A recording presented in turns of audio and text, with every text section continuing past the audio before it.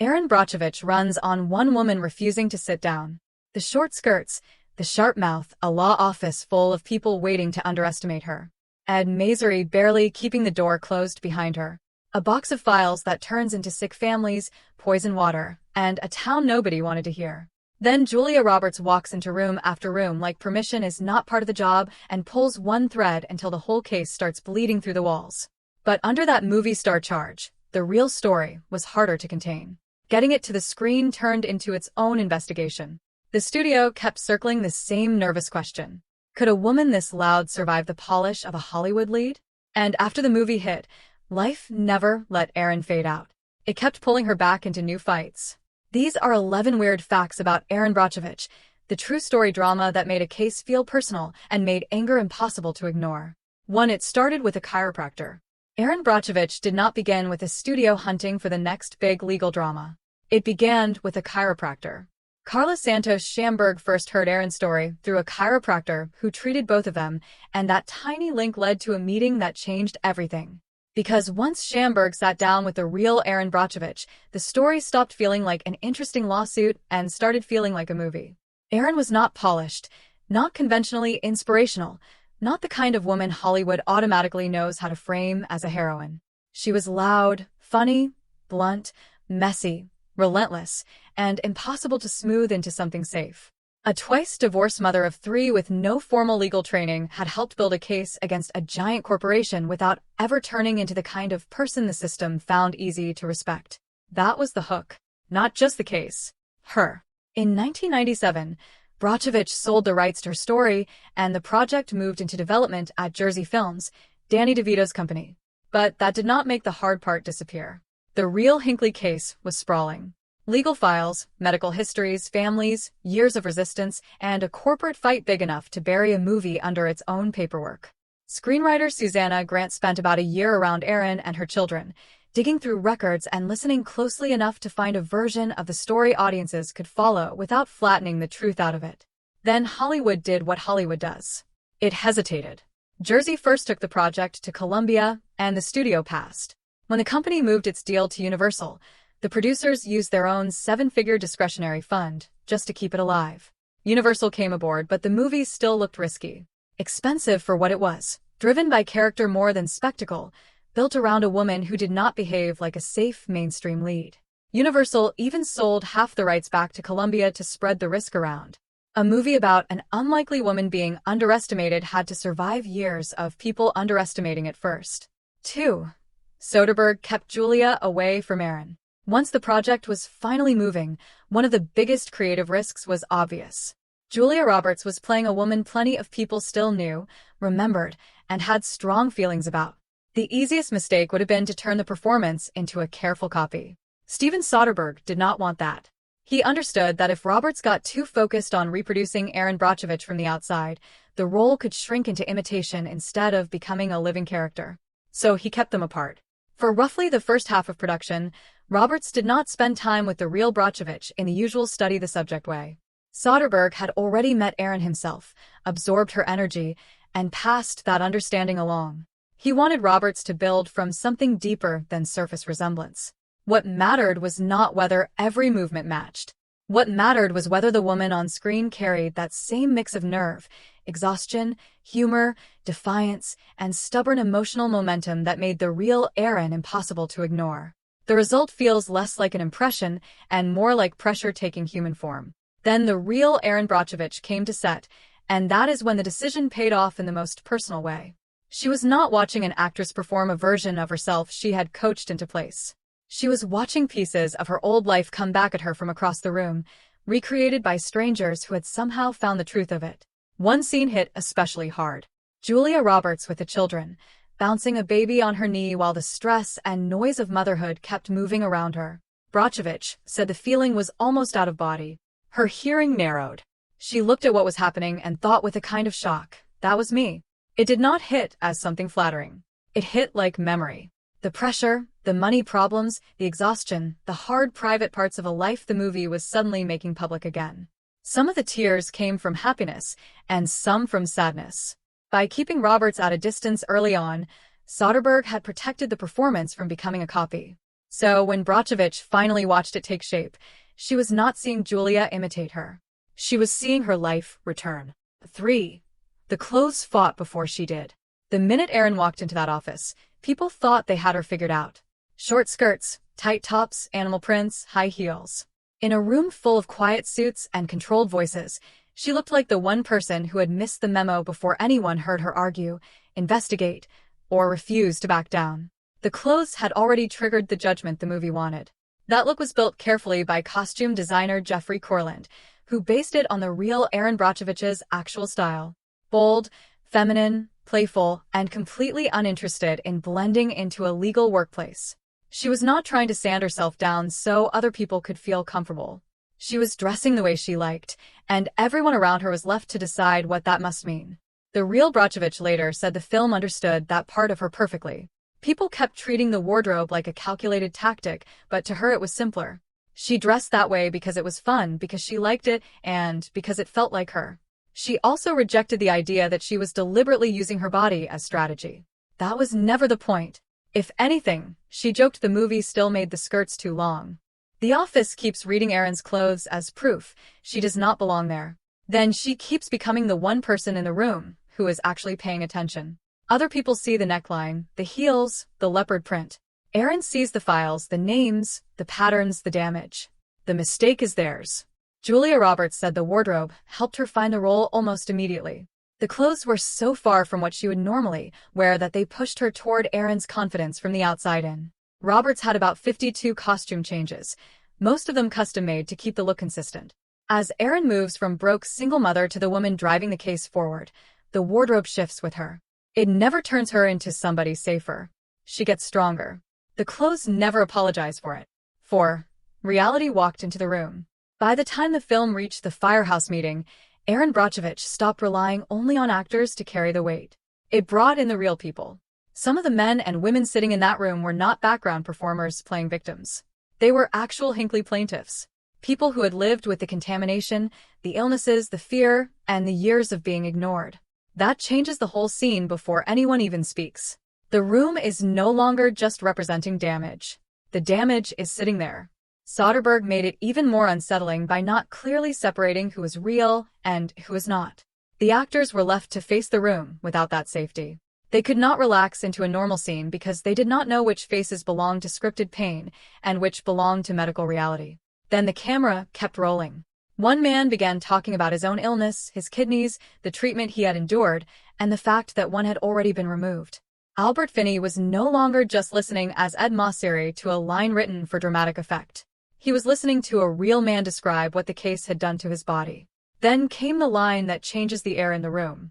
He said they needed a decision soon because he did not know how long he had left. A scripted version might have felt calculated. It landed differently because nobody had invented it for the movie. The film had simply kept the camera there long enough for the truth to speak. The scene stops feeling like actors delivering testimony. It feels like the movie walked into the real case and could not step around it. 5. The movie cut her sickest moment. One of the harshest parts of the real story never made it into the final film.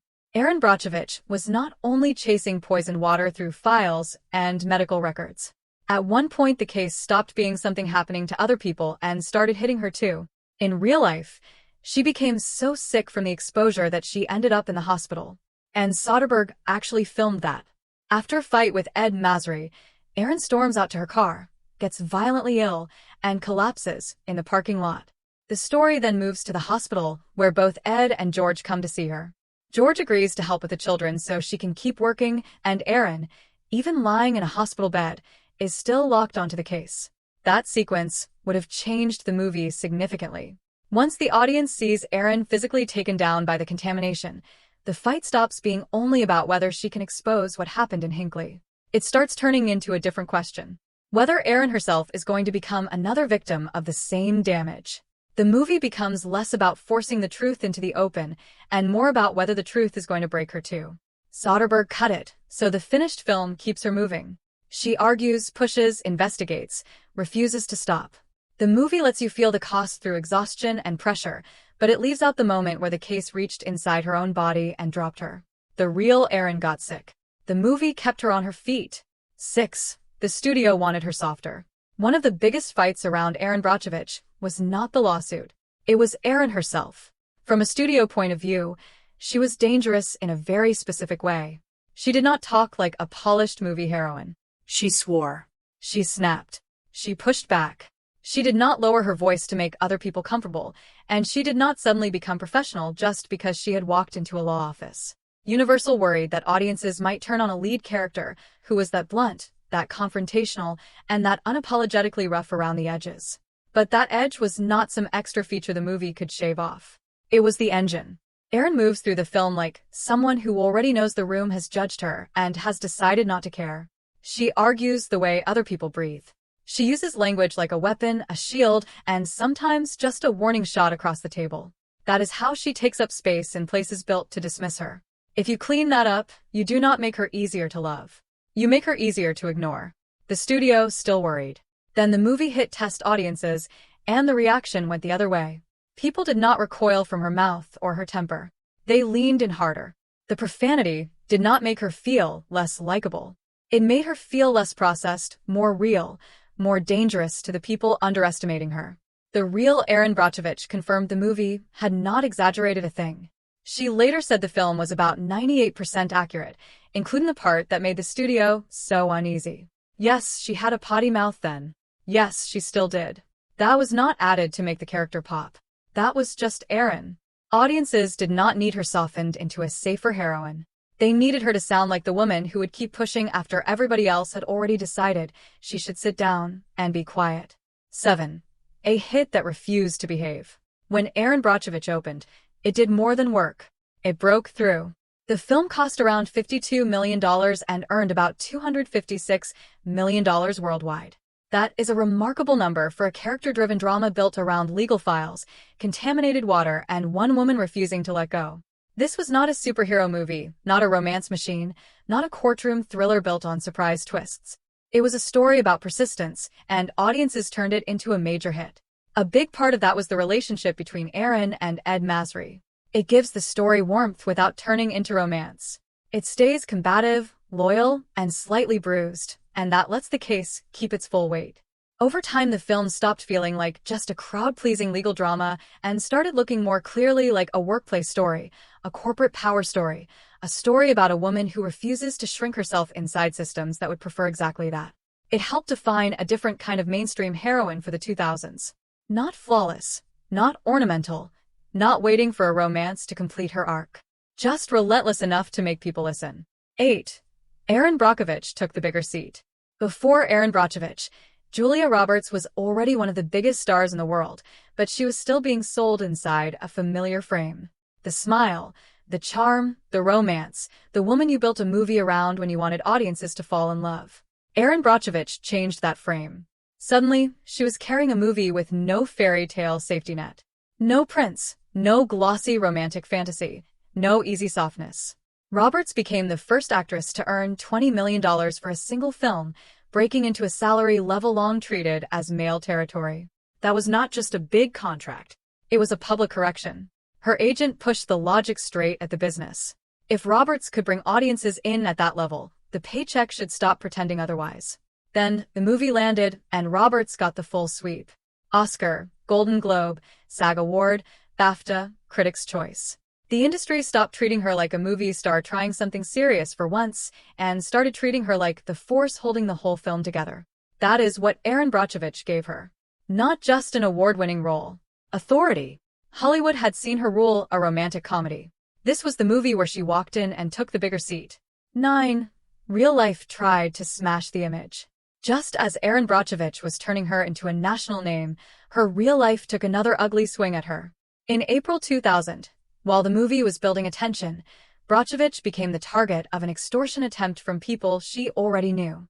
Her first husband Sean Brown, her former boyfriend Dirk Haleb, the real-life basis for George, and their attorney John Jeffrey Reiner threatened to take damaging stories to the tabloids unless she paid $310,000. They claimed she was an unfit mother and that she had been having an affair with Ed Masry. The timing was vicious. Hollywood was turning Erin Brockovich into a symbol of grit and persistence, and these accusations were designed to poison that image right when it mattered most. She did not bargain. She went to the authorities. A sting operation was set up with hidden cameras, hidden audio, and a fake payment treated as real.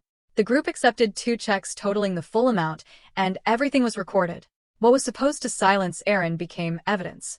Reiner was convicted in 2001 on multiple felony counts including attempted extortion and conspiracy, served jail time, and was disbarred. Brown and Halib were arrested, but prosecutors later dropped charges against them. The deepest cut for Brockovich was not the affair claim. It was the attack on her as a mother. That was the accusation she pushed back on hardest. The movie had ended with a big win. Real life answered by testing her again almost immediately, and she handled it the same way she handled Hinckley, by refusing to be cornered and forcing the whole thing into the light. 10. The movie ends with justice. Hinckley didn't. On screen, the ending feels clean. PG&E loses. The town wins. The number lands like a hammer. $333 million. At the time, it was the largest settlement ever paid in a direct action lawsuit in the United States. But the real story did not stay that tidy. The money did not fan out across Hinckley in one clear, satisfying wave. A huge portion went first to legal fees and costs. Mosseri and Vidito took about 40%, roughly $133.6 million, with more reportedly removed for expenses. What remained was divided among more than 600 plaintiffs, and that is where the triumph started turning into something messy. Many residents later said the results felt confusing, uneven, and impossible to understand. Some families received large sums. Others dealing with serious health problems got far less than expected. In some cases, the number was only tens of thousands of dollars. The settlement did not feel like one giant moment of justice. It felt like a long argument over who had suffered enough to count. And the money did not fix Hinckley. The chromium-6 contamination kept spreading for years. By 2013, the plume had stretched more than 6 miles. PG&E started buying out threatened properties. Families left. Houses were demolished. The town itself began fading. The movie stops at the exact moment audiences most wanted to stop. The check is big. The case is won. Real life kept going after that, and what came next was slower, uglier, and much harder to fit inside a victory speech. 11. She took the fame back into the fight. When the film became a hit, Erin Brockovich did not step into the spotlight and live off one famous victory. She took the attention and used it. She founded Brockovich Research and Consulting and started working with law firms in the United States and Australia, moving into new contamination fights, new corporate battles, and new towns that felt ignored until somebody showed up and refused to let the story die. She did not just talk about Hinckley. She kept going toward the next problem. Poison water, toxic exposure, chemical spills. Books, television, public speaking, and advocacy all kept pushing the same message. Her name stayed tied to the same pressure points. Contamination, neglect, corporate power, and the people left carrying the damage after everyone else moved on. After the East Palestine, Ohio train derailment in 2023, she was back in the middle of public concern, speaking for residents worried about chemical exposure and the long shadow that kind of disaster leaves behind. She treated it the same way she treated Hinckley. Not as a one-off tragedy, but as proof that the same failures keep happening in different places. In her book Superman's Not Coming, Brockovich argued that communities cannot wait around for one hero or one perfect rescue. People have to organize, document what is happening, ask questions, and keep pressure on the people in power. The movie made her look exceptional. Her real life kept insisting the opposite. She did not want to be the only Erin Brockovich. She wanted more people to fight the way she did. The film closed on one victory. She took it back out and went looking for the next town still waiting to be heard. Erin Brockovich never asks its heroine to become easier. It lets her stay difficult and treats that as strength. This is not just a story about justice. It is about a woman who refused to disappear long enough for the truth to get buried. Tell us what you thought about these facts. If we missed anything, got something wrong, or you remember it differently, drop it in the comments. Like the video, subscribe, and we will keep digging into movies like this. The ones that look like underdog stories until you see what the fight really costs.